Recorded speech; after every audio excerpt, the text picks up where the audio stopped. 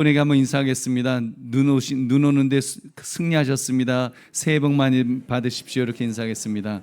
눈 오는데 승리하셨습니다. 새해 복 많이 받으십시오.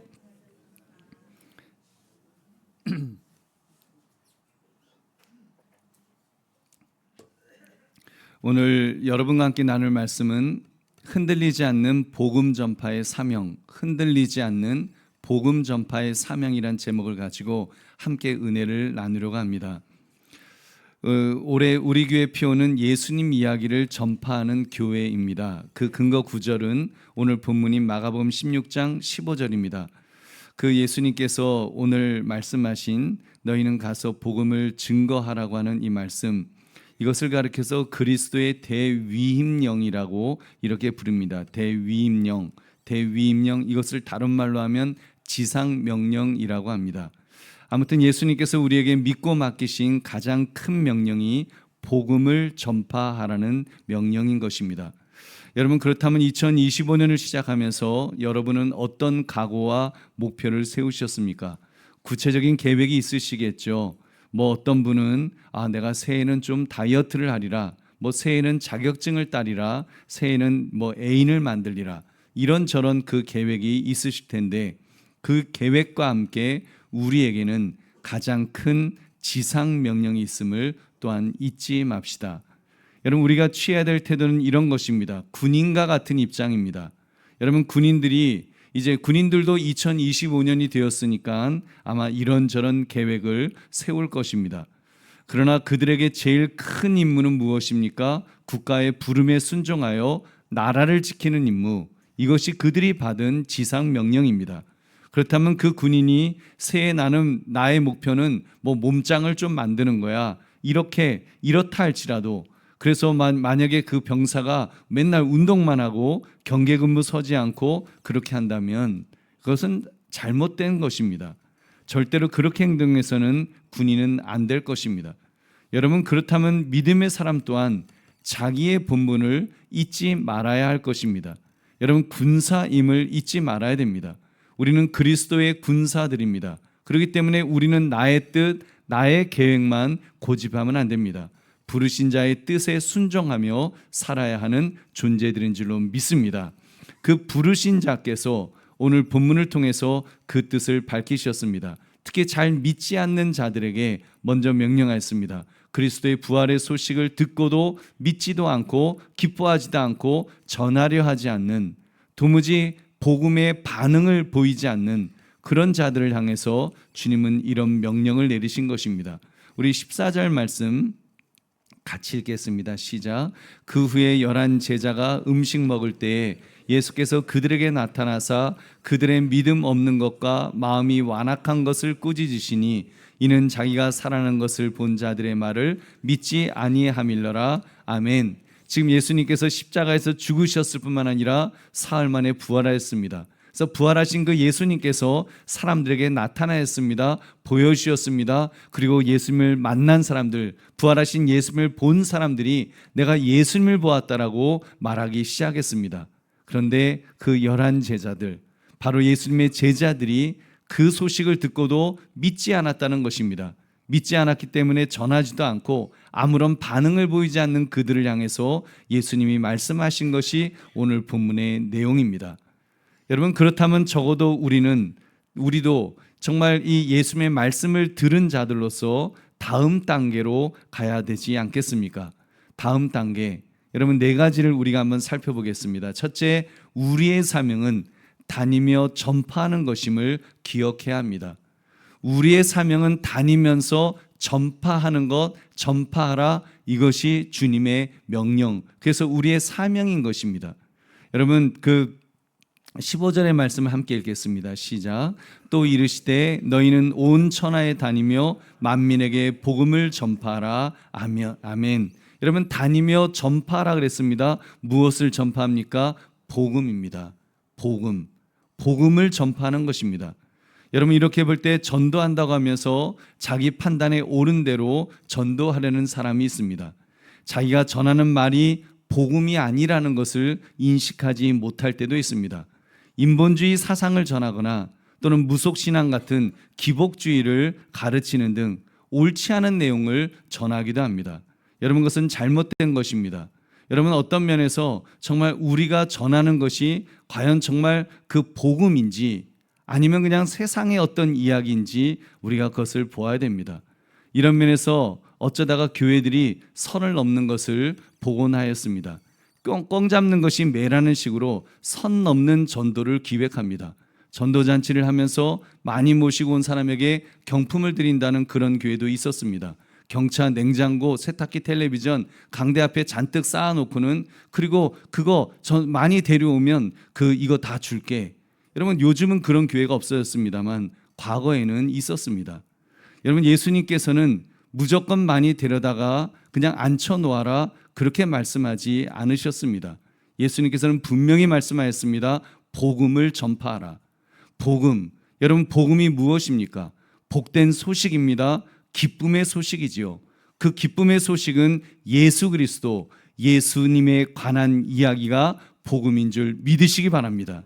그러니까 교회는 예수 그리스도의 복음을 전하는 곳입니다.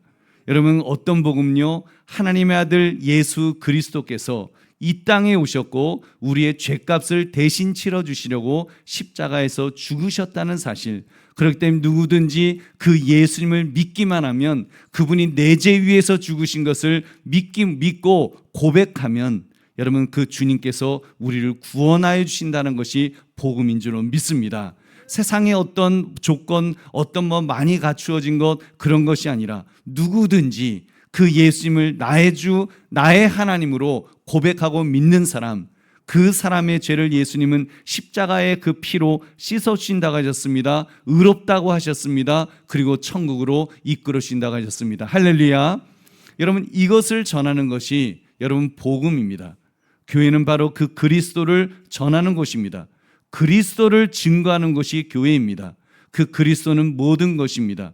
우리를 구원해 주시고 우리에게 영원한 생명을 주시는 분이신데 거기에 무슨 다른 것이 필요하겠습니까? 여러분, 그리스도는 모든 것 되십니다. 만유에 계시고 만유를 다스리시고 그리고 만유이십니다. 그러니까 예수님으로 충분합니다. 예수님이면 다 되는 것입니다. 거기에 다른 것을 끼워 넣으려 하면 안 됩니다. 여러분, 그러므로 그리스도의 복음을 전하기 위해서 다니며 전파하시기를 주님의 이름으로 축원합니다. 두 번째, 전파의 결과는 구원을 얻느냐 정죄를 받느냐를 결정합니다. 전파의 결과, 구원을 얻느냐 정죄를 받느냐. 여러분, 우리가 왜 복음을 전파하라고 주님께서 말씀하셨다고 생각하십니까? 요즘 현대인들 얼마나 바쁜데 그냥 혼자 잘 믿으면 되지 다른 사람에게까지 복음을 전파하러 가셨을까? 너무 오지랖 아닌가? 나 혼자 그냥 예수 잘 믿으면 되지, 그렇게 생각할 수도 있을 것입니다. 여러분, 이유가 있습니다. 그것은 그 복음을 들은 사람이 생과 사를 가를 만한 중대한 결과를 낳기 때문인 것입니다. 우리 16절 말씀 함께 읽겠습니다. 시작. 믿고 세례를 받는 사람은 구원을 얻을 것이요 믿지 않는 사람은 정죄를 받으리라. 아멘. 믿고 세례를 받는 사람은 구원을 얻습니다. 그러니까 죽음에서 생명으로, 저주에서 축복으로, 지옥에서 천국으로 바뀌는 것입니다. 근데 믿지 않는 사람은 여전히 어떻게 된다고 했습니까? 정죄를 받으리라. 여러분, 교회 와서 복음을 들어도 믿지 않는 사람은 정죄를 받으리라. 정죄, 지은 죄에 대해서 죄값을 물으신다는 것입니다. 여러분, 성경에서 죄값이 무엇이라고 하셨습니까? 죄값은 사망입니다. 죽음이라는 말입니다. 영원한 죽음, 하나님과 단절되어서 지옥에서 영원한 형벌을 받는 것을 가리키는 것입니다. 여러분, 그렇다면 그 영혼에게 복음의 말씀을 듣고 믿는 것이 얼마나 중요한 가치입니까? 그러니까 예수님께서 아무리 바빠도, 아무리 중대한 다른 세상 일을 하는 사람이라 할지라도 복음을 증거해야 된다, 복음 증거가 가장 큰 가치다라고 말씀하신 줄로 믿습니다. 우리 보배로운 성도님들, 복음을 들은 사람은 결단해야 합니다. 어떤 결단인가 하면 예수님을 믿고 세례를 받는 결단을 해야 됩니다.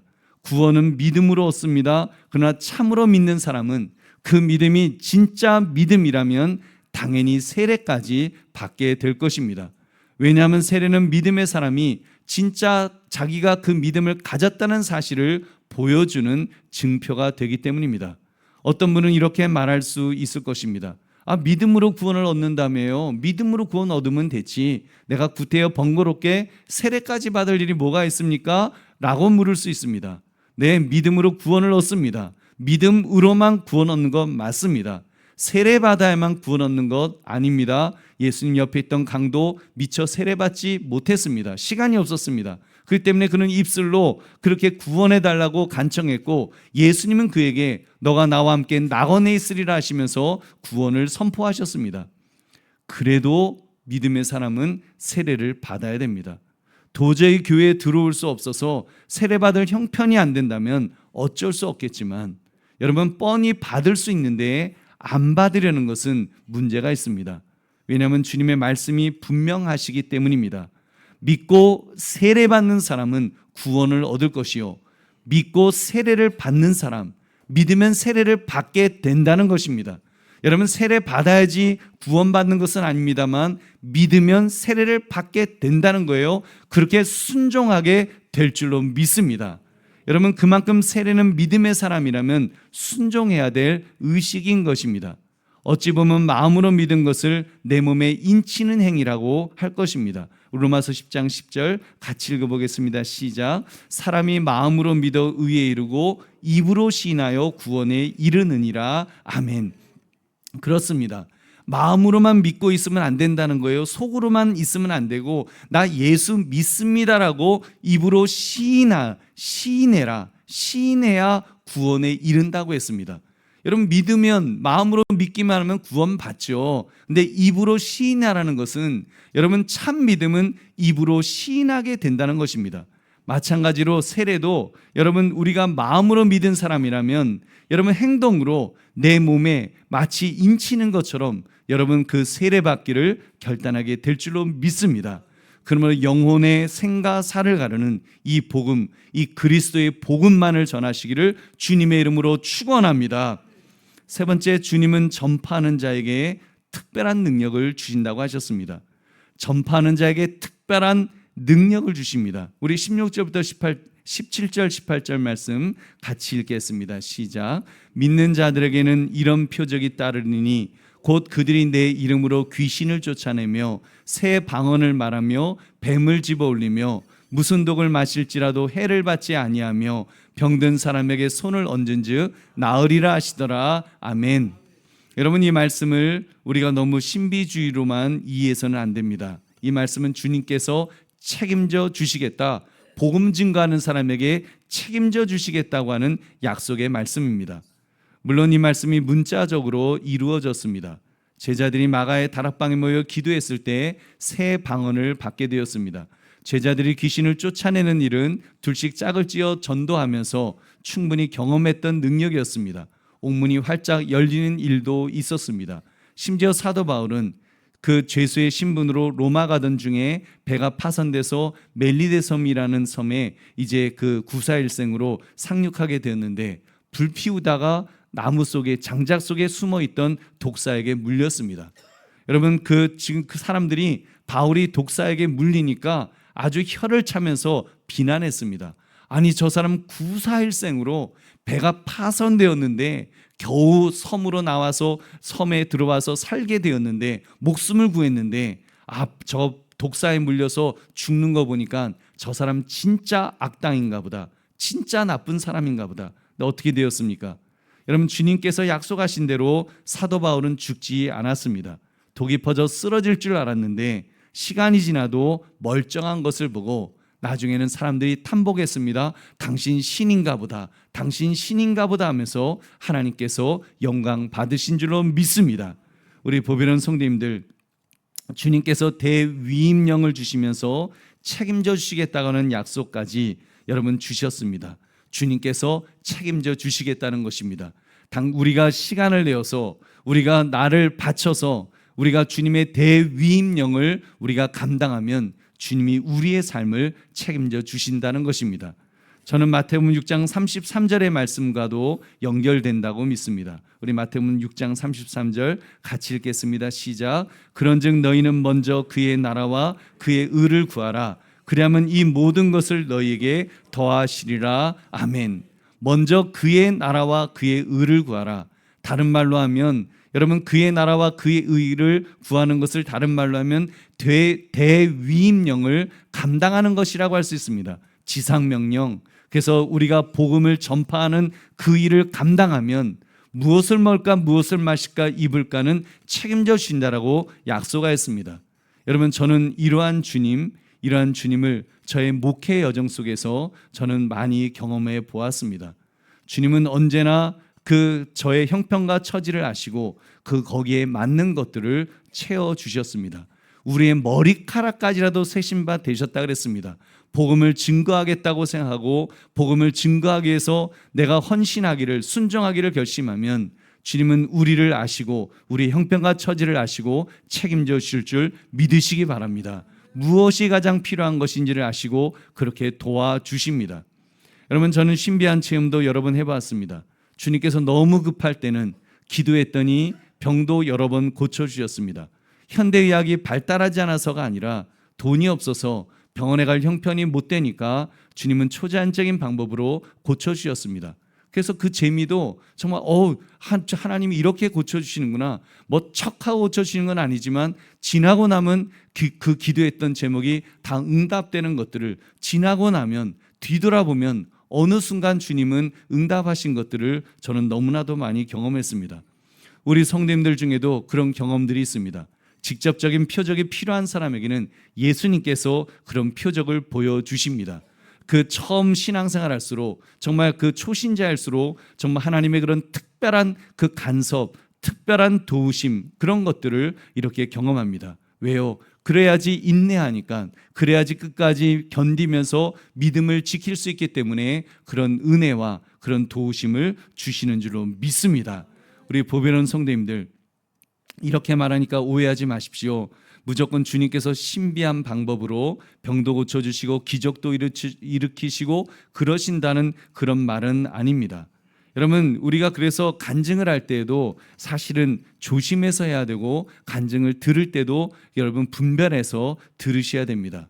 사람들이 그렇게 간증하죠. 간증하는 사람들은 내가 기도했더니 기적이 일어났더라, 그냥 기도했더니 하나님께서 내 자녀를 그냥 출세시켜 주셨더라, 뭐 그런 것들.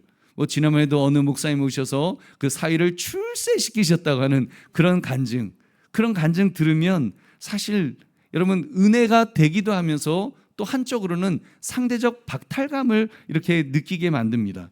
하나님은 왜 저 사람에게는 저런 은혜를 주시오? 왜 나는 왜 안 주시는 거야?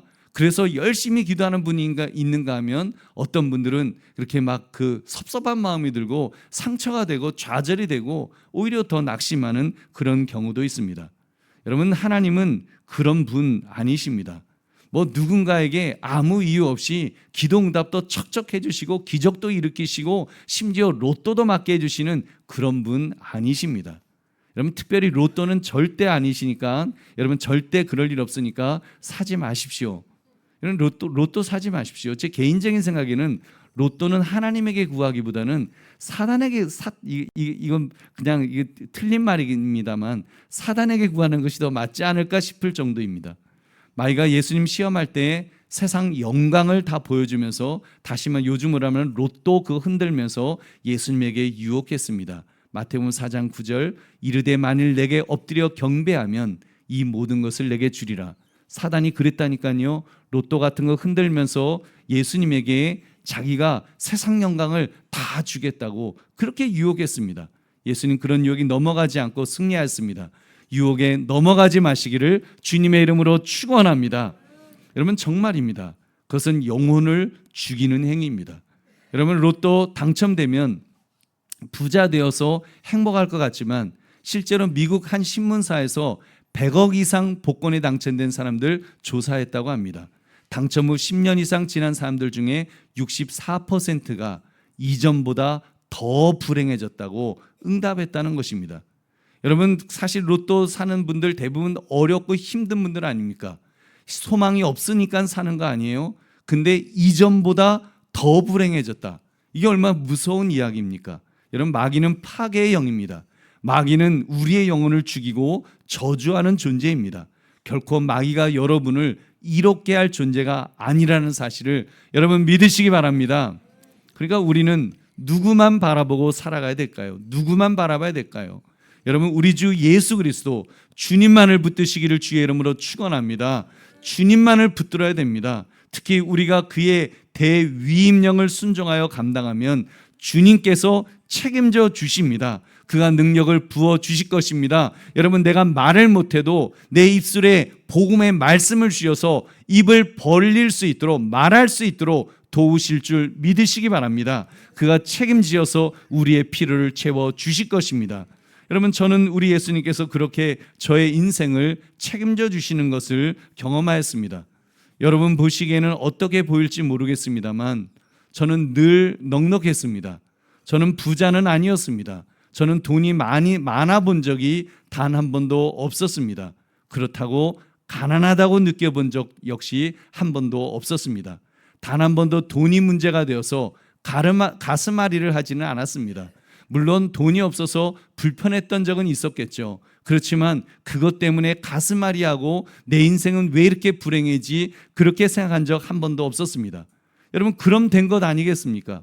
제게 1억의 돈은 없었지만 감사하게도 1억의 돈을 의료비로 써야 될 일 또한 없었으니 그것도 은혜인 줄로 믿습니다. 여러분, 더구나 우리 대한민국 의료 천국 아닙니까? 얼마나 좋은 나라입니까? 여러분, 이것 하나만으로도 우리는 감사해야 될 줄로 믿습니다. 여러분, 그러므로 주님께서 책임져 주실 것입니다. 여러분, 우리 대한민국 의료 시스템 위해서 많이 기도하십시오. 정말 지금까지 이렇게 좋은 시스템으로 있는 것, 이거 하나님의 은혜입니다. 앞으로도 그렇게 될 수 있도록 우리가 더 기도해야 될 줄로 믿습니다. 여러분이 무엇을 먹을까 마실까 입을까를 염려하지 않아도 주님이 대위임령에 우리가 순종하면 주님이 책임져 주실 줄 믿으시기 바랍니다. 그러므로 전파하는 자에게 능력 주시고 책임져 주심을 깨달아서 담대하게 복음을 전파하시기를 주님의 이름으로 축원합니다. 네 번째, 주님은 우리를 믿고 다 맡기셨다는 사실입니다. 여러분, 저는 오늘 본문의 마지막 구절을 읽으면서 가슴이 벅차올랐습니다. 이제 그 마지막 부분 있죠. 주님께서 이 정도로 우리를 믿어주시는가, 이런 마음이 생겼습니다. 우리 19절 20절 같이 읽겠습니다. 시작. 주 예수께서 말씀을 마치신 후에 하늘로 올려지사 하나님 우편에 앉으시니라. 제자들이 나가 두루 전파할새 주께서 함께 역사하사 그 따르는 표적으로 말씀을 확실히 증언하시니라. 아멘. 예수님께서 말씀을 마치신 후에 어떻게 하셨다고 했습니까? 하늘로 올려지사 하나님 우편에 앉으셨다.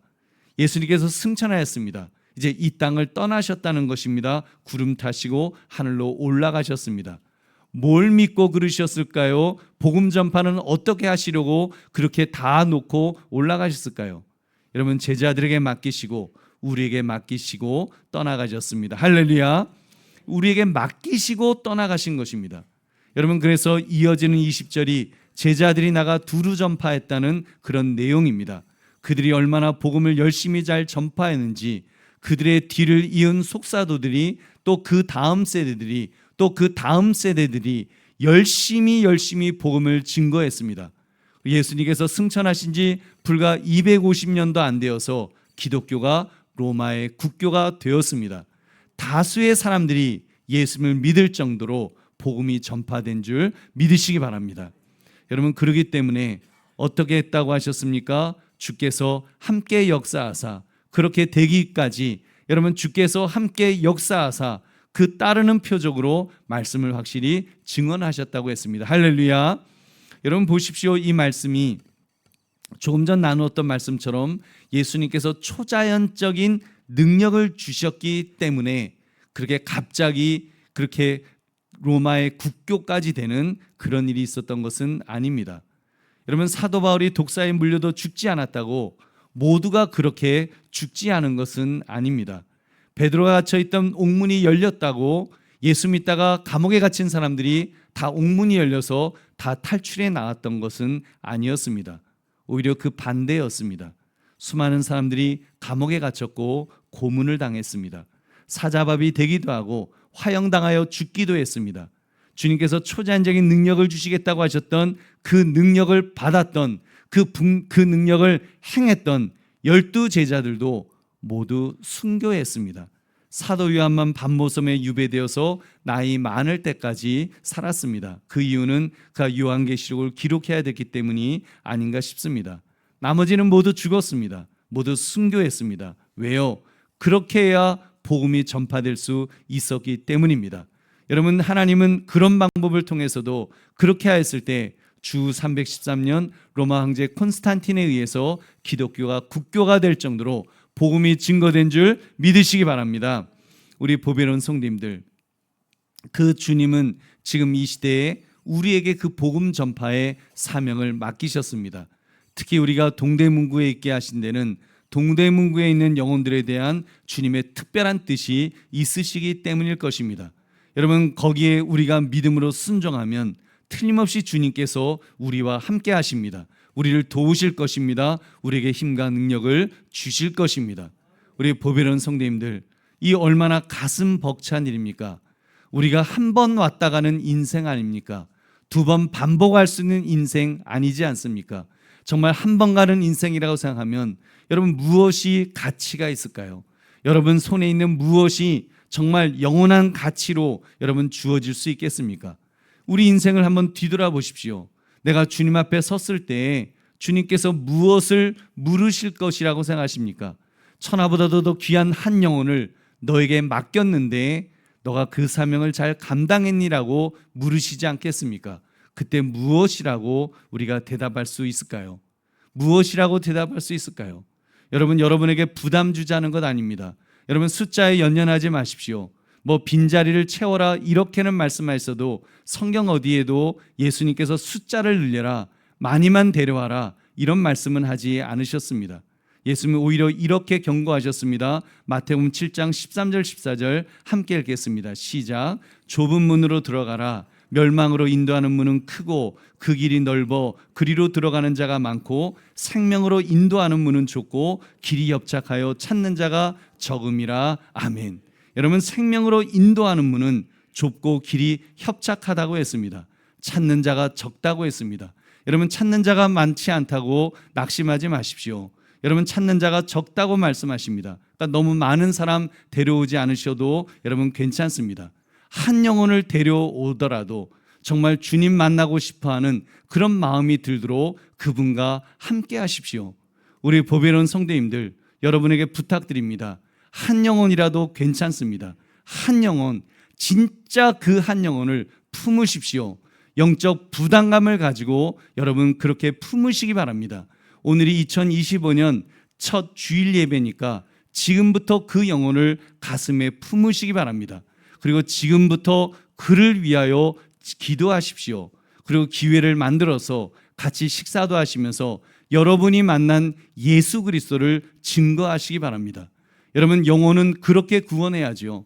내가 만난 예수 그리스도를 전도하는 것입니다. 내가 만난 예수 그리스도를 증거하는 것입니다.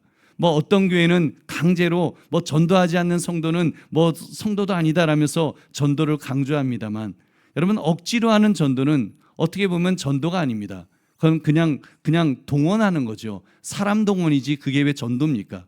전도는 내 안에 그리스도의 생명이 있는 사람이 할 수 있습니다.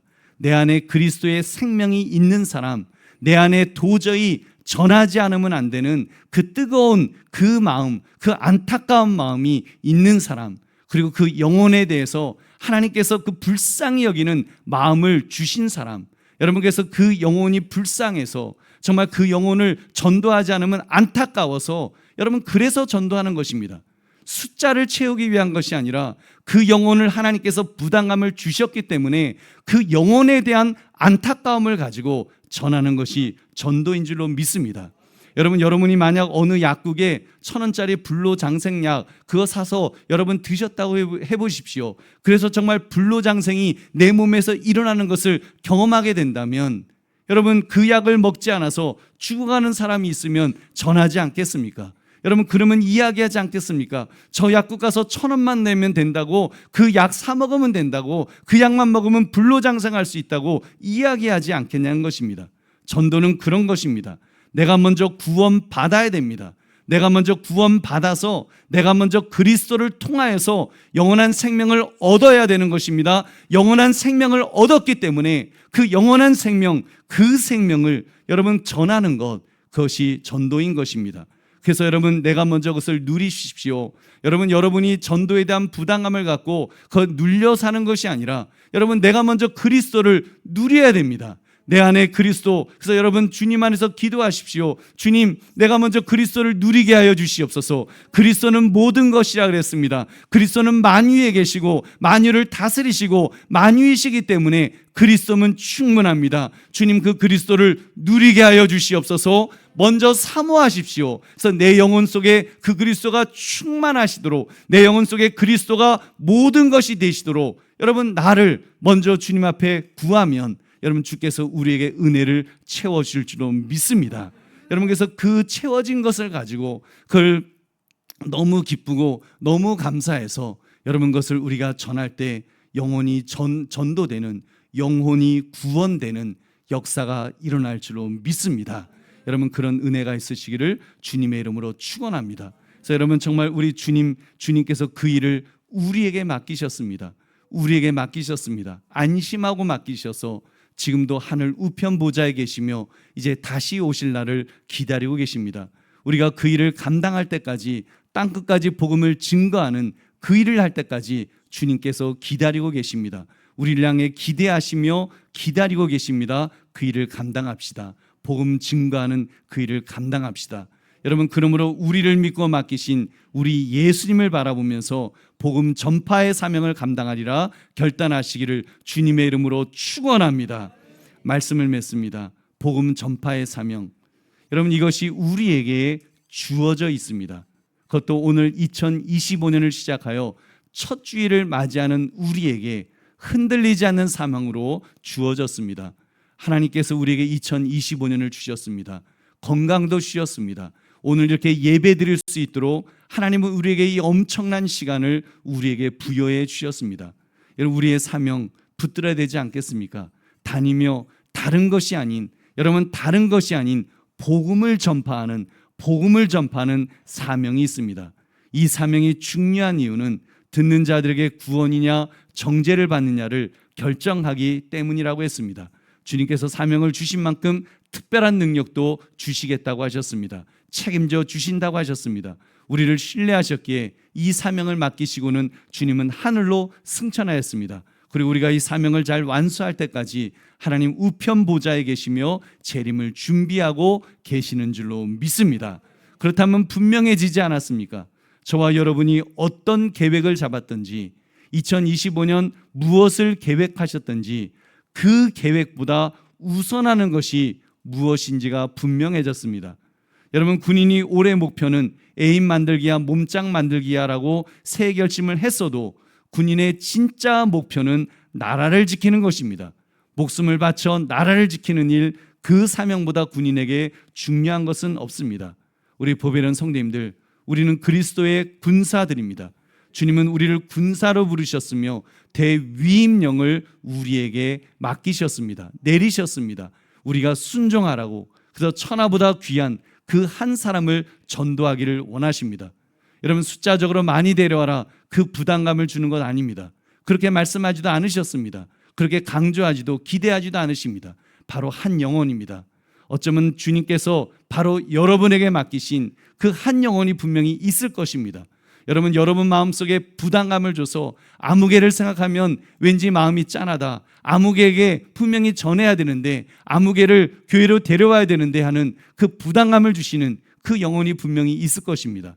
여러분, 그것을 2025년 오늘부터 여러분 마음에 품으십시오. 그 영혼, 잃어버린 영혼, 그 영혼을 데려올 수 있도록 여러분 지금부터 주님 앞에 기도하면서 애쓰시면 주님께서 지혜 주실 것입니다. 주님께서 만날 수 있는 그런 계기를 마련해 주실 것입니다. 주님께서 그 영혼이 돌아올 수 있도록 인도해 주실 줄로 믿습니다. 거기에는 순종할 수 있지 않겠습니까? 우리가 그 정도는 2025년을 살도록 생명 주시고 힘 주시고 능력 주신 주님께서 그 한 영혼에 대해서 책임지라고, 그 한 영혼에 대해서는 사명감을 가지라고 그렇게 말씀하실 때 여러분 순종할 수 있지 않겠습니까? 여러분, 그러므로 복음 전파의 사명, 이 흔들리지 않는 사명에 순종하여 감당하겠습니다 결단하시는 저와 여러분 되시기를 주님의 이름으로 축원합니다. 우리 함께 기도하겠습니다. 말씀 생각하시면서 하나님, 그렇게 살기를 원합니다. 오늘도 참으로 복음 전파의 사명, 이 흔들리지 않는 사명, 주님 끝까지 잘 감당할 수 있는 믿음의 장부 되게 해달라고 우리 주여 한번 외치고 기도하겠습니다.